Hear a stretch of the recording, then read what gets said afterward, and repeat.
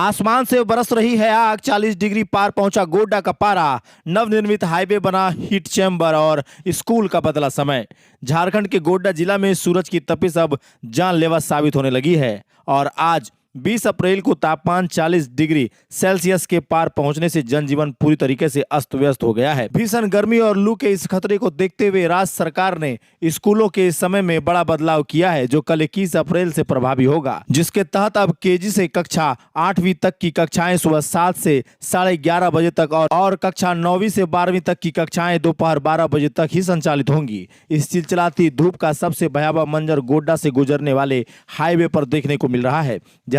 नवनिर्मित सड़कें आग उगल रही हैं और राहगीरों के लिए यह सफर किसी सजा से कम नहीं है। विडंबना यह है कि करोड़ों की लागत से बने इस चमचमाते हाईवे पर यात्रियों के लिए धूप से बचने का कोई इंतजाम नहीं है, क्योंकि सड़क किनारे ना तो घने पेड़ बचे हैं और ना ही प्रशासन द्वारा प्रतीक्षालयों की समुचित व्यवस्था की गई है। तपती कोलतार की सड़कों से उठने वाली गर्मी दो पहिया वाहन चालकों और पैदल यात्रियों का दम निकाल रही है और ऊपर से लू के थपेड़े सीधे चेहरे पर वार कर रहे हैं। हाईवे पर दूर दूर तक कहीं सिर छिपाने की जगह न होने के कारण लोग भरी दोपहर में भी झुलसने को मजबूर हैं, जिससे हीट स्ट्रोक और डिहाइड्रेशन का खतरा चरम पर पहुंच गया है। स्थानीय लोगों का कहना है कि विकास के नाम पर पेड़ तो काट दिए गए, लेकिन यात्रियों की सुविधा और पर्यावरण के संतुलन का ख्याल नहीं रखा गया, जिसका खामियाजा आज आम जनता भुगत रही है। प्रशासन ने स्कूल के समय में कटौती कर बच्चों को थोड़ी राहत दे दी है, लेकिन हाईवे पर सफर करने वाले उन हजारों लोगों का हाल बेहाल है, जिन्हें इस भीषण गर्मी में बिना किसी